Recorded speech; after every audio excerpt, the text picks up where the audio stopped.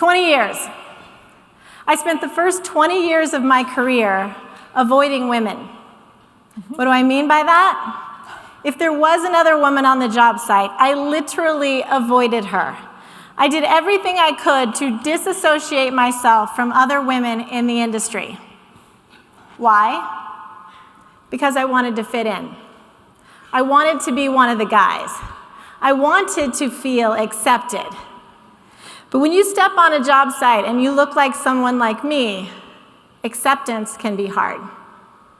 So I did a lot of things to try and fit in. I laughed at sexist jokes, and if I'm really honest with you, I told many myself. I walked by numerous nude women posters in gang boxes. I tolerated bullying and harassment and hazing, and I mastered the art of turning down unwanted advances in a way that didn't ruffle their feathers and still kept the cohesiveness of a team. I did it more than to fit in. I did it because I had a goal. I wanted to be a job site superintendent.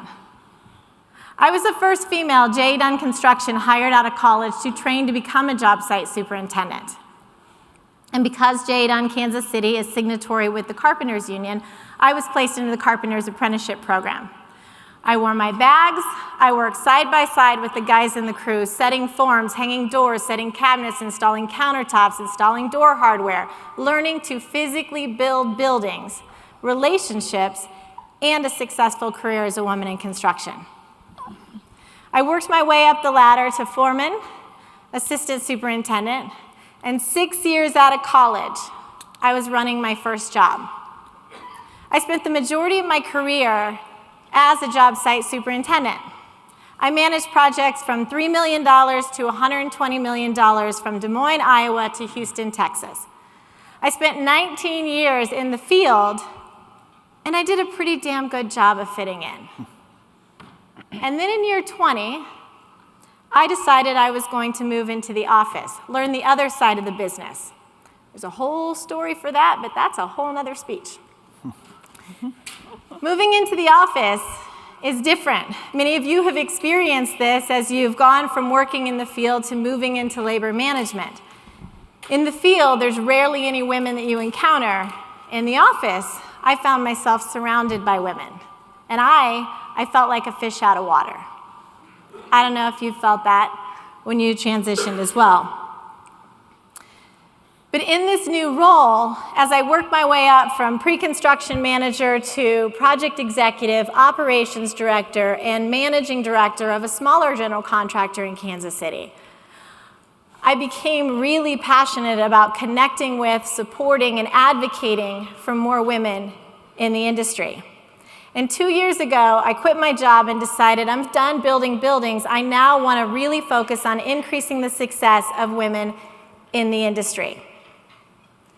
My experience has taught me firsthand the barriers that women face as they're entering our trades. It's also taught me the barriers we face as we're climbing the ladders to leadership. But my experience also taught me how to overcome them. Not just as an individual, but as someone who can effectively educate others so that we can do this together. Because we need to do it together. In 2019, your organization committed to increasing the percentage of women in the industry. In the last 5 years, you have increased the percentage of women from 4% to 5%. Good job. I joke because I know it's hard. It's not that you're not trying. It's just that we can't just say this is what we want and it happens. This is a legacy industry. Change is hard. It's not like going from Bud Heavy to Bud Light. And if we're honest, we got a lot of guys in the field that in itself would be a huge undertaking. This is a bigger challenge. Think for a second. Imagine you own an Indy car and you keep getting second place. You want first, right? What do? You figure out how you can improve the performance of the car, and you figure out what's your competition doing. What are those limitations? In this scenario where we're trying to get more women hired into the trades, the competitor are the contractors that are really struggling to welcome women into their workforce. But we need to understand what their limitations, what their reservations are, so that we can overcome them and we can win this battle that we're trying to fight. That's why I'm here today. That's why this panel is here today. We're going to talk using my one-ladder framework as a basis. One ladder is also from my experience. Theoretically, men and women are climbing the same ladder to enter our trades. The reality? It's more like a double-wide job-built ladder. And the side that women are climbing has missing, broken, sticky, and slippery rungs that are slowing our climb, slowing our entry, and some hindering our entry altogether. We need to repair these rungs. We need to replace these rungs so that we can have a more equitable and safe climb for everyone into our industry. So I'm going to tell you a little about these rungs, and then the panel's going to talk about them.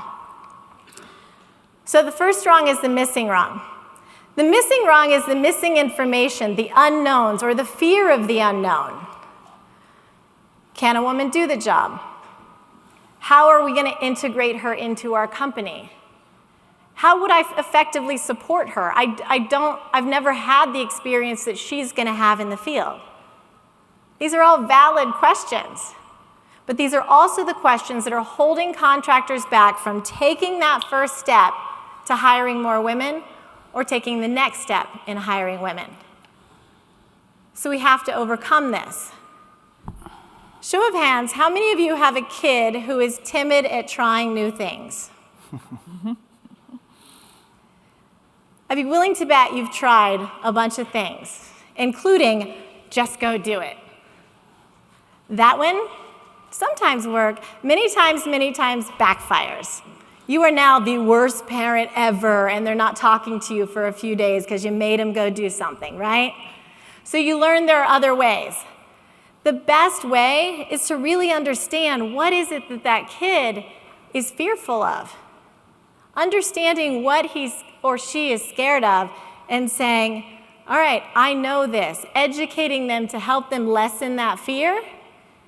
And if you don't know how to help them, if you haven't been in that situation, then saying, hey kid, I'm going to do it with you. I don't know either. We're going to do it together. It may sound simplified, but this is the same that we can work with same way we can work with our contractors. Maybe don't call them kid. But you want to find out from them what are their fears. And then you want to help them, educate them on what you know, especially firsthand. But the reality is, many of you in the room have never really worked with a lot of women. So you don't even have the experience, and that's okay. I worked for many years in the field before I ever had a woman work for me, and I made some mistakes, but I learned from them. Contractors just want to know they're not in it alone. They're not just being forced to go do something, that you're in that circle with them. That's how we overcome the missing rung. The broken rung, these are the old, the tired, the worn out, the because we've always done it this way rungs. These are the construction workers, just the way we talk, women can't handle it on a job site. Or the feelings, we don't have room for emotions and that kind of bullshit on a job site. Or my favorite, what do you mean you got to go pick your kid up from school? Don't you have somebody at home that can do that? These are the old mindsets. How do we overcome them? And how important is it to overcome them? It's pretty important. 41% of our construction workforce is going to retire in the next 7 years. Yeah?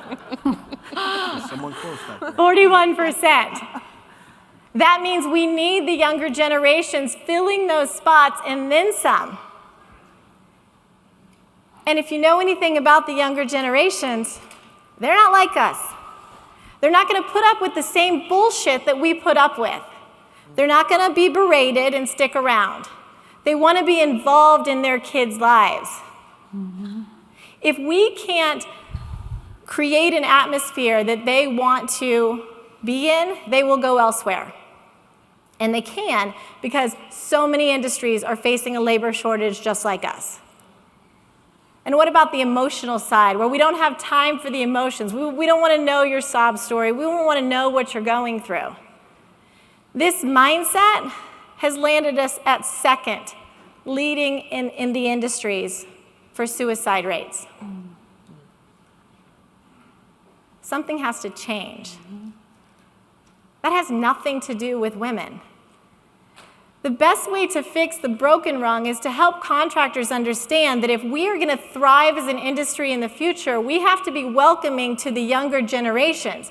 Even if we said, women are not allowed, the younger generations aren't going to work like we did. We have to change to thrive. The next rung, sticky rungs. The sticky rungs are those that are tied to backlash, maybe even litigation. What if she gets hurt? What if there's harassment? What if she really can't do the job? Then what? At first, these may sound like they're kind of related to the missing rungs, the unknowns, but these questions, these are tied to bottom dollar consequences. Litigation is expensive. Litigation can affect your reputation. Your reputation can be expensive.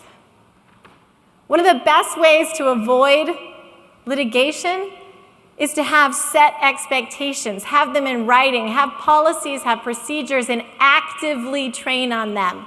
They can't just be really good and then put them in a portal. Let's talk about expectations for a minute.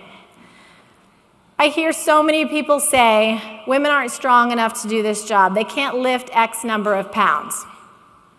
Okay, maybe some women can't. Some men can't either. We just talked about 41% leaving the industry in 7 years. What about those workers? Are those workers still picking up the same amount that you say all workers have to pick up? Probably not. But are we kicking them out? No, we're helping them. And I'm not saying we need to help women pick shit up. I'm saying we have to relook at the expectations that we have. Do they make sense? Are they old school? Do we need to adjust what our expectations are? Because think about just the lifting expectation for a minute. If you think about how many ways we can actually move materials that are safer and people don't have to lift as much, your injury incidence can go down, which means your EMRs go down, which means company insurance costs go down. It's a win-win. And when it comes to harassment policies, sure, there are cities and states that even have laws against harassment. Maybe your companies, maybe your organizations do, maybe your district councils do. Do you know what they really say? Do you know how to enforce them? Are you actively enforcing them? Because the biggest thing that will get you in trouble and the biggest thing that continues to happen is that the one guy, the best foreman somebody has, he's the problem. But we can't let him go. He gets a slap on the wrist because we need him. That will get you a lawsuit. It's not about women. Slippery rungs. Slippery rungs are related to biases, conscious and unconscious. Conscious biases, in my opinion, are the easiest thing on any of these rungs for us to overcome. Think about it for a second. Sexist jokes. Anyone who tells a sexist joke is sexist, myself included when I was telling them. You have two options to respond to someone that tells you a sexist joke. You can laugh it off, walk away, realize he's an idiot. Or you can say, man, that's not appropriate, and I don't appreciate those sexist jokes. It's a little uncomfortable to say that to somebody, but I can promise you, as someone who's experienced, the more you are uncomfortable standing up, the more comfortable it gets. The unconscious biases, on the other hand, I think they're the hardest thing that we have to overcome on any of these wrongs because they are unconscious. For those who may not understand, unconscious biases are those biases that we hold against groups that are beyond our conscious awareness, out of our control. We don't even realize we think them. As an example, superintendent, standing in my trailer. I'm the superintendent. I'm standing in my trailer. I'm standing at my plan table. How many times a worker walked in and I said, "Can I help you?" And he would say, "No, just want to go talk to the superintendent." And then he'd beeline to the back end of the trailer to go talk to one of my guys, whether it's a foreman, whether it's one of my assistant superintendents. That guy, my guy that he went to talk to, has two options. He can either say whatever the answer is that the guy was looking for and send him on his way, or he can say, "Man, she's the superintendent." Saying she's the superintendent, that is what automatically awakens that unconscious bias. We should not project guilt on the unconscious thoughts of others. We're not going to say, "Dude, that's just rude, she's the bias." We're not trying to make them feel bad. We just want to wake up that unconscious part that is creating that bias. That's how we get over unconscious biases. But it's one little awakening at a time, and we each have to do it. So that's it. Those are the wrongs. The missing, the sticky, the broken, the slippery wrongs that we have to work together to repair and replace so that we can bring in more than 1% more women in the next 5 years.